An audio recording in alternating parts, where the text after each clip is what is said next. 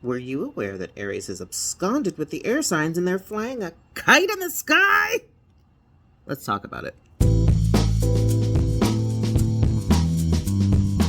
Hi, I am the lady Ms. Vagina Jenkins, and I am a Black queer autistic astrologer on YouTube, where I make long-form content under the playlist Time for Queer Astrology.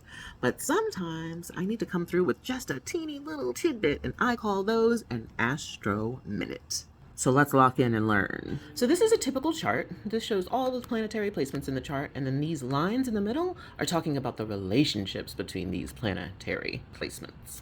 They're even color-coded for us. The blue lines are supposed to be more positive or supportive aspects, and the red lines are supposed to be more challenging aspects. At any rate, sometimes groups of aspect lines come together to make really cool shapes. And this particular shape is known as a kite.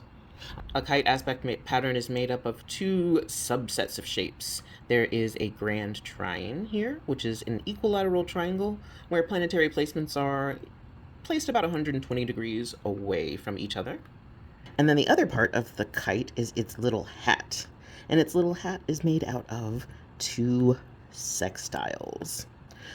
And that is a planet, or in this case, because there's a conjunction between Saturn and Neptune, two planets that are creating a little bit of tension to help this grand trine out.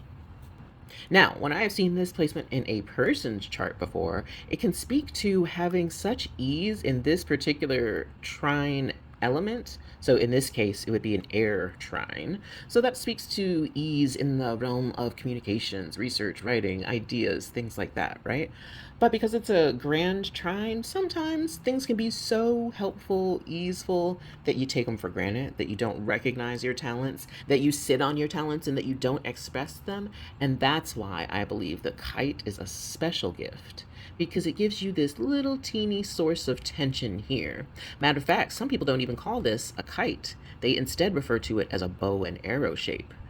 And it's said that if you work the planets here, or planet, depending on what the chart is, but yeah, if you work hard in the planet here, you pull back on this energy and really lock in, that it can push you to great success in the opposite planetary energy, in a way that you would not have been able to had you only had the easefulness that creates laziness of the air grand trine. That is a very simplified and unnuanced take on the kite aspect pattern in a chart. But I'm curious if you have it in your chart, and specifically what elements it shows up in and how you interpret that. Or if you need help interpreting it, comment below. Tell me all about it, because I am nosy. If you liked this short Astro Minute, be sure to check out my long-form content, YouTube, at Vagina Jenkins, under the Time for Queer Astrology playlist. I'll see you there. Bye.